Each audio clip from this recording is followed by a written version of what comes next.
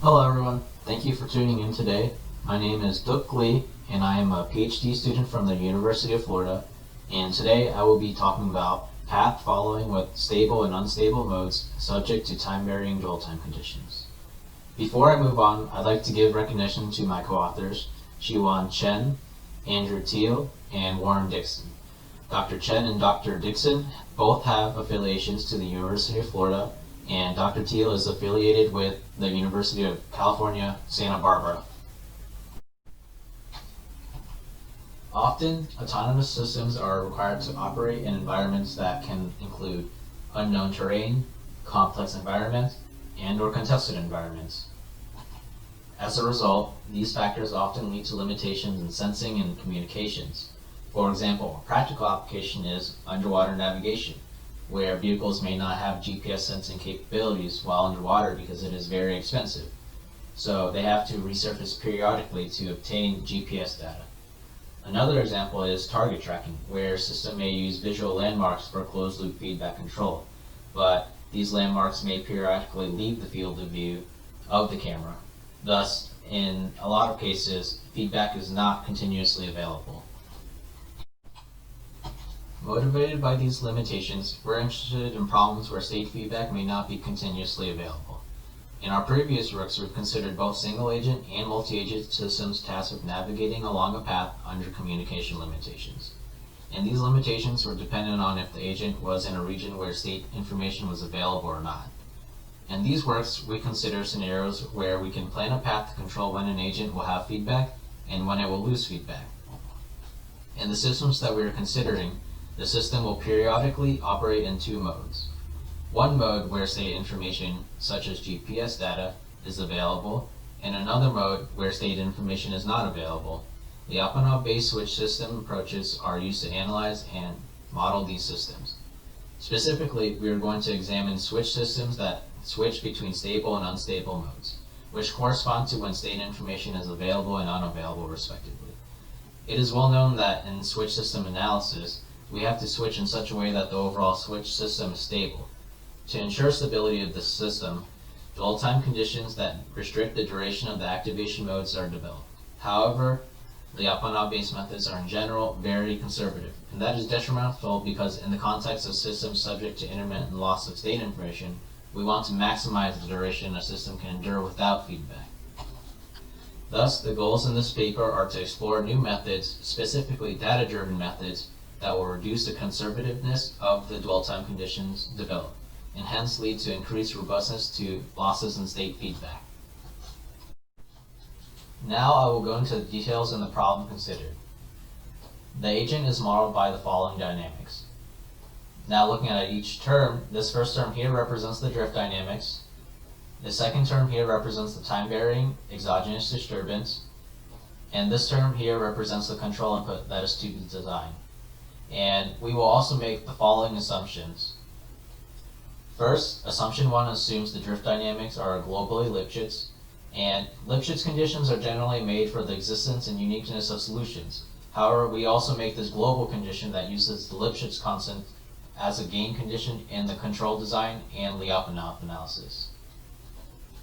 Our next assumption, assumption 2, then states the existence of a known bound on the exogenous disturbance, which is also used in the control design and Lyapunov analysis. The environment that is considered is shown here on the right. It is split between two regions, the feedback available region and the feedback unavailable region. If the agent is in the feedback available region, state information such as GPS measurements is available. Otherwise, it is not available to the agent. The agent is tasked with following a desired path, as shown by the dashed line. However, the desired path lies in the feedback denied region. Therefore, closed-loop control is not an option. Instead, the strategy is to follow an auxiliary path, illustrated here in the blue dashed line. This auxiliary path will relay back and forth between following the desired path to returning to the feedback region, which will result in switching between modes where state information is available and unavailable. Additionally, assumption 3 is made, which just states the system initialized within the feedback region. There are a few challenges faced in this problem. The first challenge is unstable mode. While the agent is outside of the feedback region, the agent will dead reckon, which is another way of saying open loop control. The problem with dead reckoning is that errors can accumulate over time and result in an unstable system. This makes achieving the objective challenging because we want to leave the feedback region for as long as possible to follow the desired path. But the longer we remain outside of the feedback region, the dead reckoning errors can possibly grow, which can't be measured due to the lack of state information. The next challenge is, once we leave the feedback region, how can we ensure we re-enter the feedback region despite the uncertainties in dead reckoning? To do this, we will establish bounds on the dead reckoning error, which will be discussed in the upcoming slides. And although Lyapunov-based methods are a useful tool to deal with uncertainty, they are very conservative and depend on how much uncertainty there is in the system. For example, which I'll discuss later in the further detail in the upcoming slides, the disturbance is assumed to be bounded by a known constant. However, that known constant is, in practical implementations, is a best guess, and the more conservatively it is selected, it will make the dwell time more conservative. Now the question is, how do we solve this problem? As stated in the last slide, the objective will be to track an auxiliary trajectory that is in both the feedback available and denied region. Thus, we will design a switching control law. Specifically, when the agent is in the feedback region, the closed-loop error signals must yield exponential convergence, and while it is in the feedback denied region, it must yield a bounded result. It is important to establish balance on the convergence and divergence rates as they are critical to establish stability. Here on the right is a video to give you a better demonstration of the problem. In this experiment, we have a quadcopter, and while it is above the gray feedback region, state information is available. Outside the feedback region, you can see there's a desired path shown as a gray line. Now you will see the quadcopter will leave the feedback region to follow the desired path, but it will return to the feedback region after some specified time that is dictated by the maximum dwell time condition.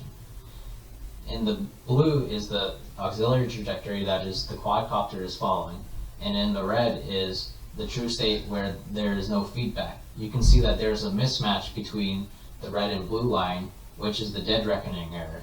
To ensure the dead reckoning error does not accumulate too much, the agent returns to the feedback region where you will see the green line, while the agent is in the feedback region, converges to the blue line. Now I will discuss the control design. First, we will design the error signals as follows. Here, X sigma denotes the auxiliary trajectory that will be followed, and X hat denotes the state estimate. So E is the error between the state and auxiliary trajectory. E hat is the error between the state estimate and the auxiliary trajectory, and E tilde is the error between the state and state estimate. Based on the Lyapunov analysis, the state predictor is designed as so. This may look somewhat convoluted and difficult to understand the intuition of how it was designed because the control design is tied in the stability analysis, but the main takeaway is, in this first line, P equal A denotes the feedback is available. State feedback is used in the control input, shown in red. And in the second line, state estimates are used in the control input. Then it follows the control input is designed as such. Again, the main takeaway here is the first line, state feedback is used, and in the second line, state feedback is not used. Additionally, from the analysis, the resulting closed-loop error signals will yield bounds on the convergence and divergence rates of the error systems. Now I will discuss specifically how and when the agent will decide to navigate to the desired path and when to return to the feedback region. Here at the bottom is the notation we use for the switching instance. While the agent is in the feedback region, state feedback is available, and based on the following analysis, we know the rate at which the errors are converging to the origin. Then, based on these convergence rates, we will develop a minimum dwell time condition that will require the agent to stay in the feedback region until the tracking errors are regulated to a user-defined threshold value. Likewise, when the agent is in the feedback denied region, based on the bounds on the divergence rates, a maximum dwell time condition is developed that will restrict the agent from staying in the feedback denied region for a duration of time so the errors do not exceed a user-defined threshold value. Additionally, what we will leverage in this paper is each time the agent returns to the feedback region, because data information is available, a measurement of the true dead reckoning error is also available. Using this data, we will use an extremum seeking control algorithm to update the maximum dwell time condition, which we will see in the simulation will increase. The practical implications of this is that if the agent is enabled to stay outside of the feedback region for a longer duration, it can spend more time following the desired path and spend less time having to return to the feedback region. Here in this slide, I'll give a brief sketch and highlight the main components of the analysis. First, we start by choosing three Lyapunov functions as these, which are typical quadratic functions. Then, after some steps that include taking the time derivative, substituting the closed-loop error signals and controllers, and solving the solutions to the differential equations, we establish the following error bounds. In this first equation, when feedback is available, we establish a bound on E hat, which recall is the error between the state estimate and the auxiliary trajectory. The takeaway from this equation is that we establish a bound on the error, which will be used to develop the minimum dwell time condition. In the second equation, when feedback is available, we establish a bound on E, which recalls the error between the state and auxiliary trajectory. And the takeaway from this equation is that we establish bound on the error, which will be used to develop the maximum dwell time condition. Here now is the main result of our paper. The main takeaway from this result is that we develop sufficient dwell time conditions for the switching signal. That is, if the durations that the agent is within the specified region satisfy the conditions, then the error systems are globally uniformly ultimately bounded. This first equation is the minimum dwell time condition, and the second equation is the maximum dwell time condition. I'll explain how these conditions are developed and discuss more in detail in the next slides. Now moving on to the minimum dwell time condition. The question is, how long should the agent remain in the feedback region? Recall that we want the errors to converge to a threshold value before exiting the feedback region.